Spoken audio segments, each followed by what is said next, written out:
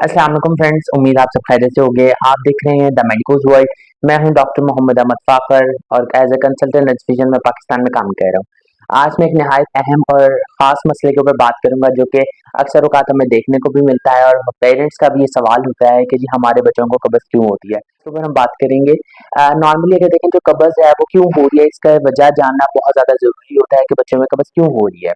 Normally ऐसा होता है कि जी हम अगर कब्ज़ को एक्सप्लेन करें तो इस तरह कि अगर बच्चा जो है वो सख्त पखाना कर रहा है या दर्द के साथ स्टूल पास कर रहा है या फिर उसने पखाना 1-2 दिन से नहीं किया, तो नॉर्मली हम उसको कब्ज़ कहते हैं।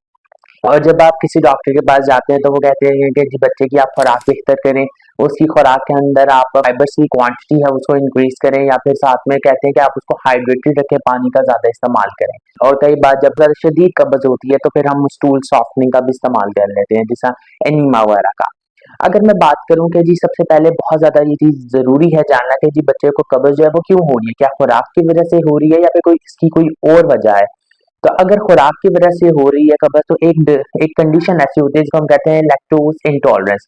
जो लैक्टोज़ इंटॉलरेंस होती है इसमें क्या है कि बच्चा जब भी कोई भी दूध से बनी चीज़ें या फिर दूध वाली कोई भी अशिया या दूध भी पीता है तो उसको कब्ज़ हो जाती है।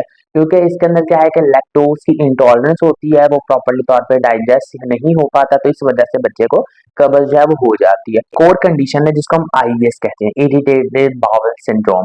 इरिटेटिव बाउल सिंड्रोम में ये होता है, ये ज़्यादातर स्ट्रेस इंड्यूस होता है और स्ट्रेस से एसोसिएटेड होता है कि बच्चे को इरिटेटिव बाउल सिंड्रोम होता है, कभी इसको कॉन्स्टिपेशन हो जाती है, कभी इसको डायरिया हो जाता है। तो ये बहुत ज़्यादा ज़रूरी है कि बच्चे को ये देखें कि जी आप उसको स्ट्रेस तो नहीं है। अक्सर औक़ात ये स्ट्रेस से होता है, बड़े और बच्चों के अंदर दोनों में ही स्ट्रेस की वजह से जो ये कंडीशन है इरिटेटिव बाउल सिंड्रोम वो हो सकती है और उस वजह से उनको कॉन्स्टिपेशन या डायरिया जो है वो अल्टरनेट कर सकता है।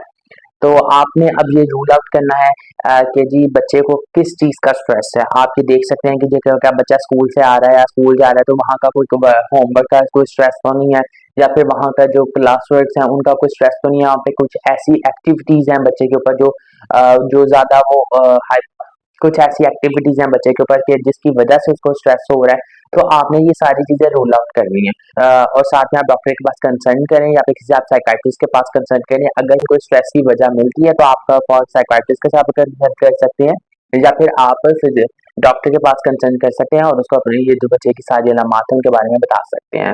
अगर आपका फिर भी कोई सवाल है या आपकी कोई क्यूरी है तो आप नीचे कमेंट सेक्शन में पेश कर दें, वी विल डेफिनेटली आंसर। दोबारा मुलाकात होगी इसी तरह की एक इन्फॉर्मेटिव वीडियो के साथ। तब तक के लिए खुदा हाफिज।